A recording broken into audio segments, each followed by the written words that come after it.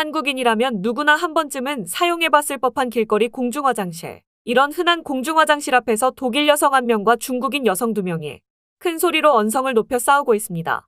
잠시 후 한국 경찰이 도착하자 중국인들은 기다렸다는 듯이 경찰에게 달려가 독일인을 향해 손가락질하며 이야기를 시작하는데요. 이야기를 다 듣던 경찰은 갑자기 중국인 여성을 체포하기 시작합니다. 한국 공중화장실 앞에서 무슨 일이 벌어진 걸까요? 이 이야기는 독일 여성 그리타가 중국인들에게 꼭 하고 싶은 말이 있다며 개인 SNS에 적은 글 내용의 번역본입니다. 안녕하세요. 전 독일 하이델베르크에 살고 있는 그리타입니다.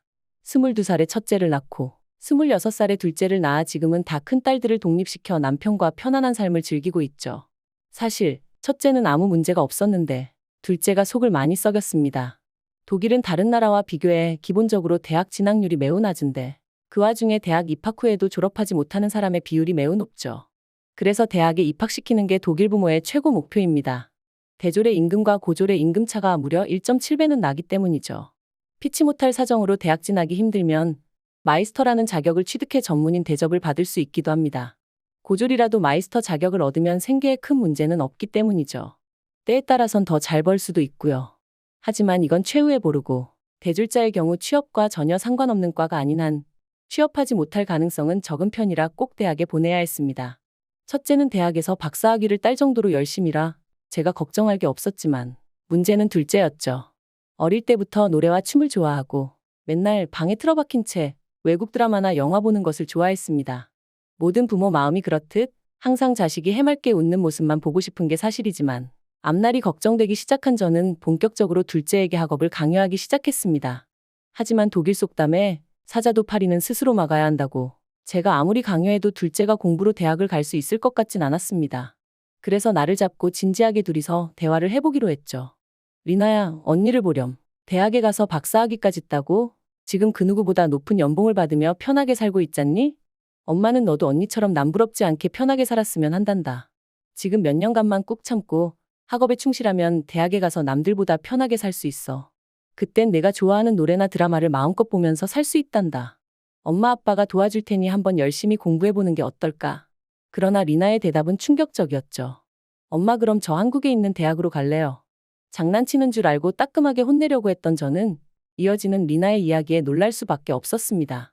몇 년 전부터 알게 된 한국 노래와 한국 드라마에 빠지기 시작한 리나는 어느새 한국 문화는 기본이고 한국어도 배우기 시작했는데 한국에서 주관하는 한국어 능력 시험인 토픽 모의고사를 풀면 초급, 중급, 고급 모든 부문에서 만점 가까운 성적을 받을 정도였습니다. 그러면서 다음 달이 토픽 최고 등급인 6급 시험 날짜인데 한번 시험을 쳐보고 싶다고 하더군요. 리나가 이렇게까지 한국을 좋아하는지 몰랐습니다. 그동안 매일 듣던 한국 노래, 매일 보던 한국 드라마를 보면서 자연스레 한국어에 익숙해졌고 리나도 재미가 들렸는지 한국어에 흥미를 붙인 것이었습니다. 그리고선 시험에 합격하면 한국에 있는 대학에 진학해 한국에서 살고 싶다는 이야기를 들었습니다. 아무 생각도 없는 줄 알았던 리나가 이렇게까지 자세히 준비하고 있었다는 점에 기특했지만 한국이라는 나라가 선뜻 걸렸습니다. 요즘 들어 한국이란 나라가 뉴스에 자주 나오긴 하지만 한국 같은 나라는 독일에 비해 나을 게 하나도 없기 때문이죠. 실업률이 높고 출산율이 낮으면서 갈등이 많기로 유명한 후진국에 리나의 20대를 보내게 할 순 없었습니다. 그래서 그날 밤 남편과 한참을 이야기하고 나서야 결론을 내릴 수 있었습니다. 리나의 의견을 존중해 주기로 하고 리나가 한국 대학에 입학할 수 있도록 최선을 다해 돕는 것이었죠.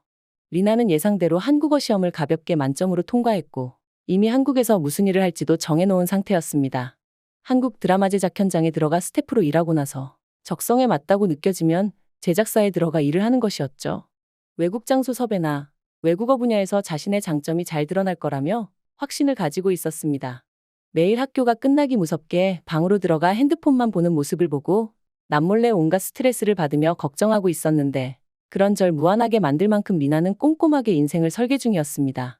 그렇게 리나가 대학에 입학할 나이가 되자 오만 가지 감정이 교차하기 시작했습니다. 막상 대학에 보내려고 하니 마음이 무거웠죠. 아직도 품에 안기면 금방이라도 잠들 것 같은 리나를 비행기를 타고 12시간이 걸리는 먼 타지로 보낸다고 생각하니 저도 모르게 눈물이 났습니다. 하지만 리나는 한국에 가고 난 뒤 그곳 생활이 마음에 드는지 저녁마다 제게 전화해 한국 자랑을 30분씩 하기 시작했습니다. 놀라운 점은 한국은 더 이상 제가 알던 후진 국가가 아닌 것 같은 느낌이었죠. 리나가 거짓말을 치고 있지는 않을 거라 생각해. 약 2달쯤 뒤 리나를 보러 남편과 한국으로 가보기로 했습니다. 그리고 한국에 도착하고 난 뒤 제가 몇십 년 동안 너무나 잘못된 편견을 가지고 살았다는 걸 알게 됐죠. 아직 분단 국가라 시끄럽고 위험할 줄 알았던 한국은 그 어떤 독일 지역보다 맑고 쾌적했으며 많은 볼거리와 다양한 문화를 자랑하고 있었습니다. 매일 아침 길거리를 청소하는 청소부들부터 시작해 지하철도 새 것처럼 깨끗했죠. 또 독일처럼 연착이 되거나 파업을 하는 일도 없다고 하더라고요. 정말 신세계였습니다. 왜 이제서야 한국을 왔나 싶을 정도였죠. 하지만 그중 제일 놀라운 건 한국 길거리에 있는 화장실이었습니다. 독일은 집안에 있는 화장실을 제외한 모든 화장실에 입장료를 내야 합니다. 적게는 0.5유로에서 많게는 2유로까지 내야 하죠. 스타벅스나 음식점에서도 마찬가지입니다. 저흰 당연한 문화인데 예전에 독일에 놀러온 관광객이 화장실에서 돈을 받는 사람이 있다고 경찰에 신고해 논란이 된 적도 있었죠. 하지만 한국은 길거리에 화장실이 널려 있는 걸로도 모자라 모든 곳을 무료로 이용할 수 있었습니다. 심지어 깔끔하기까지 했는데 좋은 건물에 들어가면 비데가 있기도 했습니다. 그걸 보고 남편에게 우리도 한국에서 살자고 말하기도 했습니다. 그러나 행복하기만 한 한국 여행에서도 문제가 생겼습니다. 리나와 남편과 함께 한강공원에서 산책을 하고 있을 때였습니다. 화장실이 급해 근처 화장실을 이용하려 가보니 사람들이 길게 줄 서 있었습니다. 저도 맨 뒤로 가 순서대로 기다리고 있는데 누군가 뒤편 쓰레기장 쪽에서 한강 주인이라도 되는 것 마냥 시끄럽게 큰 소리를 내며 화장실을 들어가기 시작했습니다. 분명 줄이 있는 걸 뻔히 알면서도 그냥 들어갔죠. 뭐라고 하고 싶었지만 타지에 와서 나쁜 일에 얽히면 안 되겠다는 생각에 저도 남들처럼 참고 기다렸습니다. 그리고 몇 분이 지나고 나서 제 차례가 되고 화장실에 들어갔는데 화장실 문이 열리자 담배 연기와 함께 더러운 휴지가 바닥에 굴러다니고 있었습니다.